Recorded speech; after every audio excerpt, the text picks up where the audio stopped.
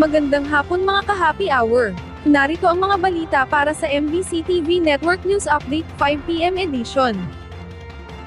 Pag-asa, inaasahang isang bagyo lang ang mararanasan ngayong Pebrero. Posibleng pumasok ang isang bagyo sa bansa ngayong buwan ng Pebrero, bagamat wala pang low pressure area o tropical storm na namataan ayon sa Philippine Atmospheric Geophysical and Astronomical Services Administration. Ipinahayag ng State Weather Bureau na ayon sa mga datos ng ahensya, may posibilidad na mabuo ang isang bagyo ngayong buwan ng Pebrero, na maaaring dumaan sa silangang bahagi ng Visayas at Mindanao, o kaya'y lumihis palayo sa kalupaan. Samantala, patuloy naman na naaapektuhan ng northeast monsoon ang Hilaga at Gitnang Luzon, na nagdudulot ng maulap na papawirin at pag-ulan sa rehiyon. Inaasahang makakaranas ng pag-ulan ang mga residente ng Cagayan Valley at Aurora, habang ang Metro Manila, Ilocos Region, at Cordillera Administrative Region ay maaaring makaranas ng magaan pag-ulan o paminsan-minsang pagkidlat.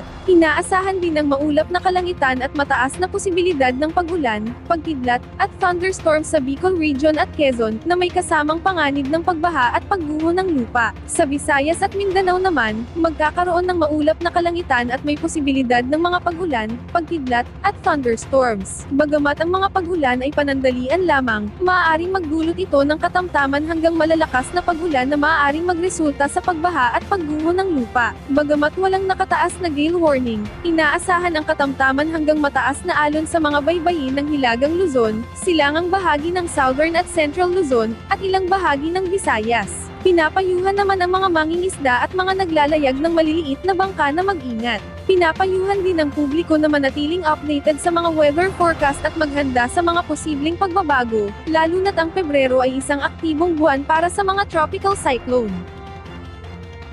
Sa iba pang balita, naitalang 5.6% na paglago ng ekonomiya noong 2024, maituturing na solid growth. Maituturing pa rin aniya na solid growth sa kabila ng mga hamong pandaigdigang naitalang 5.6% na paglago sa ekonomiya ng Pilipinas nitong 2024, ito ang binigyang diin ni Ways and Means Committee Chair Joey Salceda. Sinabi ni Salceda, kailangan din aniya itong sabayan ng pinaigting na paggastos ng gobyerno, na sa ngayon ay mas mabagal ang paglago kumpara sa nominal GDP growth targets, kailangan din aniya na tutukan ngayon ang pagkain. Sabi ng economist Solent, kailangan na may kakayanan munang bumili ng pagkain ang publiko, bago sila magkaroon ng kumpiyansa na gumastos para sa ibang mga bagay na direktang nakakaapekto sa pagsipa ng ekonomiya.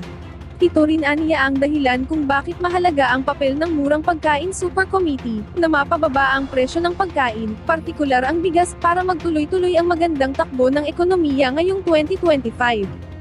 At yan ang mga balita para sa MBC TV Network News Update 5 PM edition. Samahan ninyo kami bukas, mula alas 9 ng umaga, hanggang alas 5 ng hapon.